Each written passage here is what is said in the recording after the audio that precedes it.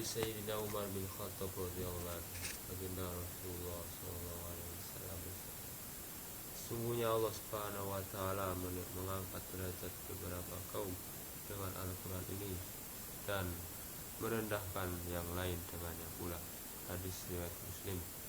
Faedah: barang siapa beriman kepada Al-Quran dan mengamalkannya, niscaya Allah Subhanahu wa taala akan mengangkat derajatnya dan memulihkannya di dunia dan akhirat.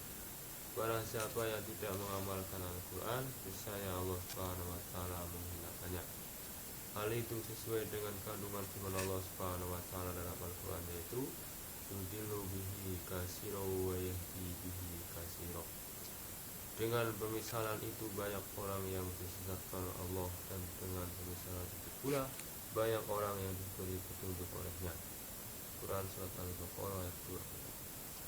Firman Allah Subhanahu wa taala yang lain, wa yunazzilu minal qur'ani ma huwa shifaa'un wa rahmatul lil mu'minina wa la yazidu dhalimina illa khasara.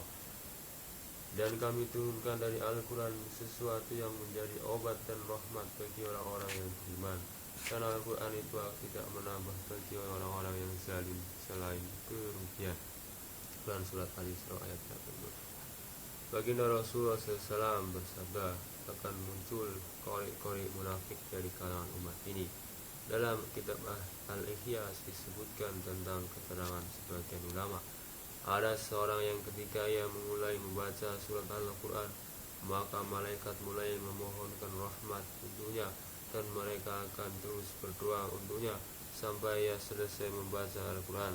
Sebaliknya, ada pula seorang yang ketika ia mulai membaca suatu surat Al-Quran, namun malaikat mulai melaknatnya sampai ia selesai membacanya.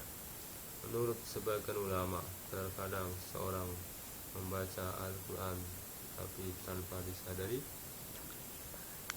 ia telah memohon laknat untuk dirinya sendiri terus-menerus. Misalnya ia membaca ayat Al-Quran yang berbunyi, ala laknatullahi ala dhalimin, ialah laknat Allah terhadap orang-orang yang zalim. Quran surat Hud ayat 8. Karena ia sendiri berbuat zalim, laknat Allah Subhanahu wa taala pun menimpanya. Atau ayat lain yang berbunyi, wanas'al la'natullahi 'alal kadhibin, maka kami jadikan laknat Allah ditimpakan kepada orang-orang yang berdusta. Quran surat Ali Imran ayat 16. Karena ia sendiri berdusta, ia pun terkenal laknat tersebut. Sayyidina Amir bin Wasilah radhiyallahu anhu mengatakan bahwa Sayyidina Umar radhiyallahu anhu telah mengangkat Sayyidina Nafi bin Abdul Haris radhiyallahu anhu menjadi gubernur di Makkah Mukarramah.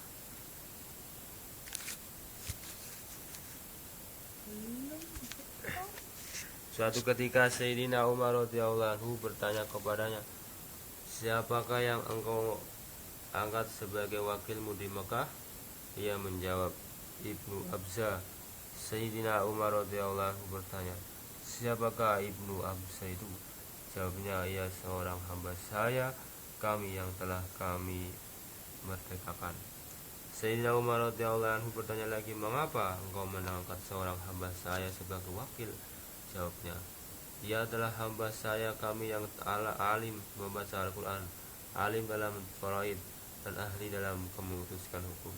Mendengar hal itu, Sayyidina Umar radhiyallahu anhu langsung berkata, baginda Rasulullah SAW bersabda, melalui Al-Quran Allah Subhanahu wa taala meninggikan derajat banyak orang, dan melalui Al-Quran pula Allah Subhanahu wa taala merendahkan derajat banyak orang, yakni orang yang tidak memedulikan Al-Quran.